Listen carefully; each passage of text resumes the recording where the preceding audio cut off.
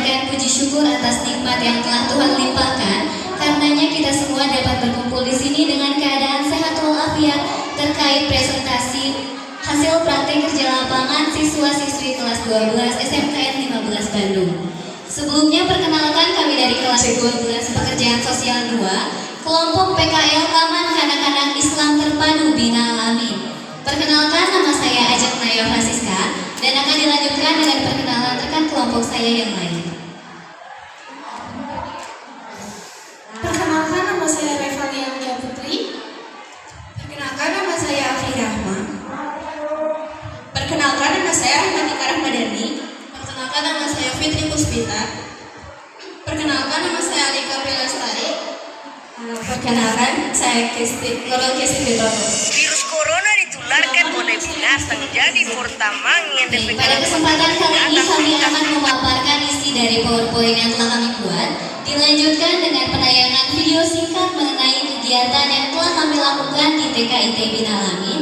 Setelahnya sesi tanya jawab saran maupun masukan dan akan diakhiri dengan penutup. Baik, karena PowerPoint telah siap, kita langsung pada slide di PowerPoint. Yang pertama ada penjelasan dari latar belakang dan tujuan PKL yang akan dijelaskan oleh Alika. SMKN 15 Bandung sebagai satu-satunya sekolah di Jawa Barat yang memiliki program keahlian pekerjaan sosial, memiliki tugas pokok untuk mendidik calon asisten pekerjaan sosial. Praktik kerja lapangan program keahlian pekerjaan sosial diselenggarakan dengan cara box placement dengan kegiatan di institusi-institusi layanan kesejahteraan sosial yang dikelola oleh pemerintah dan masyarakat atau swasta. Dengan kegiatan ini, siswa diharapkan dapat mempraktikkan secara langsung ilmu pengetahuan yang diperoleh di pembelajaran saat di kelas. Tujuan umum yang pertama yaitu meningkatkan wawasan, pengetahuan, nilai, dan keterampilan profesional siswa dalam melaksanakan fungsi dan peranan pekerja sosial. Yang kedua, meningkatkan sikap tanggap siswa terhadap kebutuhan klien. Yang ketiga, meningkatkan keterampilan siswa dalam menggunakan teknik dan metode pekerja sosial. Virus corona ditularkan. Tujuan khusus yang pertama yaitu meningkatkan kemampuan siswa dalam memahami masalah klien. Tujuan yang kedua, meningkatkan kemampuan siswa dalam memecahkan masalah klien melalui kontrak asesmen, rencana intervensi, pelaksanaan intervensi, evaluasi, dan terminasi. Baik, kita lanjutkan pada slide selanjutnya. Adapun sejarah dari lembaga TKIT Bina Alamin yang akan dijelaskan oleh Revalia. TKM berstatus swasta ini pertama kali didirikan pada tahun 2004. Pada saat ini TKM Bina Alamin memakai panduan kurikulum belajar pemerintah yaitu 2013 atau Kurtilas. TKIT Bina Alamin ini di bawah komando Kepala Sekolah dan Operator Sekolah yaitu Ibu Lalamiah. TKIT Bina Alamin ini memiliki akreditasi grade B dengan nilai 794 akreditasi tahun 2013 dari BANSM atau Badan Akreditasi Nasional Sekolah atau Madrasah. Lembaga Taman Kanak-Kanak ini berlokasi di Jalan Komplek Gria Bandung Indah, Blok H1 nomor 28 F Ciwasta Bawah Batu. Baik, adapun visi dan misi dari lembaga yang akan dijelaskan oleh Rahmatika. Baik, terima kasih Ajeng. Ada juga visi dan misi dari TKIT Bina Alamin. Visi mewujudkan generasi soleh, disiplin, mandiri, cerdas, dan kreatif. Lalu ada juga misi yang pertama, mengembangkan kreativitas siswa oleh binatang, jadi pertamang yang mengembangkan potensi keterampilan dan mencerdaskan siswa yang berakhlak karimah. Dan yang ketiga, mengembangkan potensi peserta didik untuk siap melanjutkan ke jenjang pendidikan selanjutnya. Kita lanjutkan, ada pun struktur organisasi dari pihak lembaga yang akan dijelaskan oleh Fitri. Baik, berikut terdapat struktur organisasi yang ada di TKIT Bina Alamin, yang dimana kepala yayasan adalah Bapak Namin SAG MPD, Kepala Sekolah Bunda Lala Nubia SPD MPD, Sekretaris Bunda Nabila Hairunisa, Bendahara Bunda Marana Malik Fauzia, Guru Kelompok A1 Bunda Mimi Wijayanti Lestari SST, Guru Kelompok A2 Bunda Vera Febrianti, Guru Kelompok A3 Bunda Dina Agustin STP.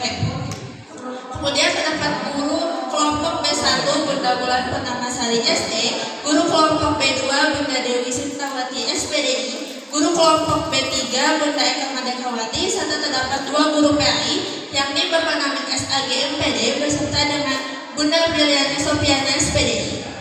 Baik, selanjutnya adalah penjelasan mengenai program layanan yang dilakukan di TKIT Bina Alamin akan dijelaskan oleh Nurul Kisti.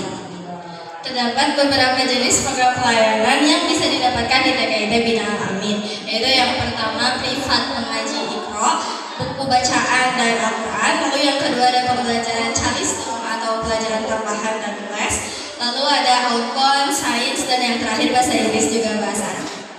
Baik, kita masuk pada penerapan soft skill yang telah diterapkan dan berkaitan dengan prinsip pekerja sosial yang akan dijelaskan oleh Hasna dan Afri. Selama melaksanakan praktik kerja lapangan di TKIT Bina Alamin, kami mendapatkan banyak pengetahuan dan ilmu Virus corona ditularkan oleh binatang jadi portamang yang Hasil pekerja sosial telah dibekali pematerian mengenai soft skill yang dimana seharusnya dimiliki, diterapkan, dijadikan pengetahuan serta pengalaman. Di antaranya yang pertama adalah kemampuan berkomunikasi.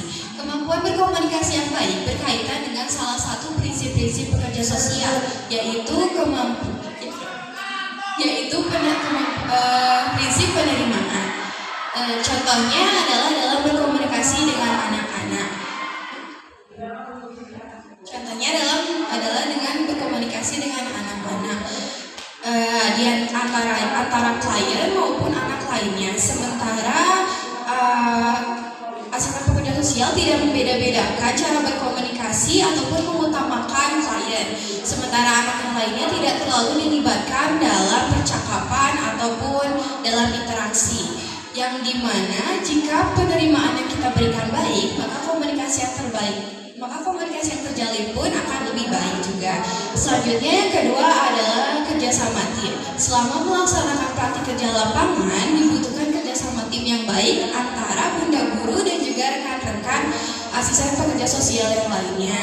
Dengan kerjasama tim yang baik, maka akan meminimalisir terjadinya miskomunikasi. Berikut beberapa contoh kerjasama tim yang telah praktikan lakukan sebelumnya. Yang pertama adalah membuat kegiatan media pembelajaran untuk hari berikutnya. Yang kedua, lalu kita berkolaborasi dengan bunda guru dan juga rekan-rekan asisten pekerja sosial yang lain dalam kegiatan tertentu. Contohnya seperti manasik haji ataupun kegiatan 17 Agustus. Kemudian soft skill yang kami kembangkan adalah kepemimpinan. Selama melaksanakan PKL, kami dapat meningkatkan jiwa kepemimpinan melalui berbagai kegiatan seperti memimpin baris berbaris ketika melakukan kebiasaan. Virus corona ditularkan oleh binatang jadi portamang yang dibekali binatang tentang kegiatan senam. Kami diberikan kesempatan untuk menjadi instruktur setiap melakukan kegiatan senam. Kemudian kami memimpin anak didik untuk berdoa bersama sebelum pulang sekolah. Kemudian yang terakhir yaitu inisiatif yang tinggi. Selama melaksanakan kegiatan, kami sebagai calon asisten pekerja sosial diharapkan memiliki inisiatif yang tinggi, seperti berinisiatif menanyakan kegiatan yang akan dilakukan, berinisiatif dalam menjaga kebersihan lingkungan, serta berinisiatif menanyakan hal yang dapat kita lakukan, contohnya seperti membantu mempersiapkan bahan ajar untuk kegiatan di hari berikutnya. Baik, setelah soft skill tentunya terdapat hard skill pula yang kami terapkan selama melakukan kegiatan PKL. Hard skill ini meliputi tahapan proses pertolongan seorang pekerja sosial mulai dari awal hingga akhir. Nah, yang pertama adalah pendekatan awal yang berisi kontak dan kontak. Dalam kontak dapat diartikan sebagai bentuk interaksi awal antara pekerja sosial dengan klien. baik secara fisik maupun non fisik. Nah, dalam melakukan kontak ini, pekerja sosial harus menetapkan batasan yang jelas dan peka dengan etika ketika melakukan kontak fisik dengan orang lain. Nah, kontak ini kami lakukan selama kurang lebih 2 minggu lamanya, dan selama itu pula kami sebagai asisten pekerja sosial dapat mengobservasi klien mengenai permasalahan yang mungkin saja sudah terlihat dari diri klien saat itu. Setelah tahap kontak selesai, kita mulai melanjutkannya pada tahap kontrak. Tahap kontrak dapat diartikan sebagai bentuk perizinan dari klien maupun wali klien kepada pekerja sosial, yang menjadi bukti bahwa baik klien maupun wali klien menyetujui atau mengizinkan pekerja sosial untuk melakukan tahapan-tahapan proses pertolongan lainnya. Tahapan kontrak ini kami lakukan bersama dengan orang tua klien ataupun juga dengan wali kelas klien. Lalu apa yang dikatakan atau diucapkan ketika melakukan kontrak? Karena terdapat beberapa anggota kelompok yang melakukan kontrak secara langsung dengan orang tua klien, maka dari itu alih-alih mengatakan meminta izin untuk menjadikan sang anak dari orang tua tersebut sebagai klien, kami meminta izin dengan mengatakan akan melakukan pendampingan atau membantu kegiatan sang anak ketika belajar di sekolah. Adapun tahapan-tahapan pertolongan lainnya yang akan dijelaskan oleh ketiga rekan saya. Tahap proses pertolongan selanjutnya adalah pengungkapan dan pemahaman masalah atau asesmen. Asesmen adalah tahap di mana asisten pekerja sosial akan melakukan wawancara, observasi, dan studi dokumentasi. Asisten pekerja sosial akan melakukan wawancara dengan orang tua atau wali klien, mencakup aspek biologis, psikologis, sosial, dan spiritual klien. Wawancara ini mencakup riwayat kesehatan, perkembangan emosi, serta dinamika hubungan antar keluarga dan teman sebaya. Pada selanjutnya, asisten pekerja sosial akan melakukan pengumpulan data tambahan dengan melakukan observasi langsung. Adapun contoh pengalaman saya sendiri ketika saya melakukan observasi langsung klien saya. Saya menyadari bahwa klien saya seringkali menolak ketika diajak kegiatan pembiasaan baris dan seringkali terlihat tidak ikut bermain bersama teman-teman yang lainnya. Hal ini tentunya menjadi pertanyaan untuk saya. Ketika saya menanyakan mengapa kepada orang tua klien menjawab bahwa memang anak tersebut tidak menyukai keramaian dan lebih memilih untuk menyendiri. Jawaban ini juga tentunya menjadi data tambahan untuk saya untuk melakukan pelaksanaan intervensi. Selanjutnya, asisten pekerja sosial akan mengumpulkan dokumentasi baik berupa foto maupun video ketika asisten pekerja sosial sedang melakukan pendampingan bersama klien. Hal ini berguna sebagai bahan evaluasi untuk meningkatkan kualitas pendampingan di masa depan. Tahap pertolongan selanjutnya adalah penyusunan rencana intervensi dan pelaksanaan intervensi. Rencana intervensi sendiri adalah suatu tindakan yang bertujuan untuk membantu seseorang mencapai tujuan ataupun keterampilan tertentu. Contohnya, saya membuat program-program seperti kegiatan pembelajaran sembari bermain, menghafal alfabet, menghafal angka, dan juga menghafal huruf hijaiyah menggunakan lagu. Setelah melakukan rencana intervensi, lalu kita masuk ke dalam tahap intervensi atau pemecahan masalah. Asisten pekerja sosial melakukan kegiatan intervensi dengan metode kegiatan pembelajaran berkelompok yang dimana klien menyukai hal tersebut. Dengan demikian, asisten pekerja sosial langsung melaksanakan kegiatan dari program-program yang sudah saya rencanakan sebelumnya. Tahap pertolongan selanjutnya yaitu evaluasi.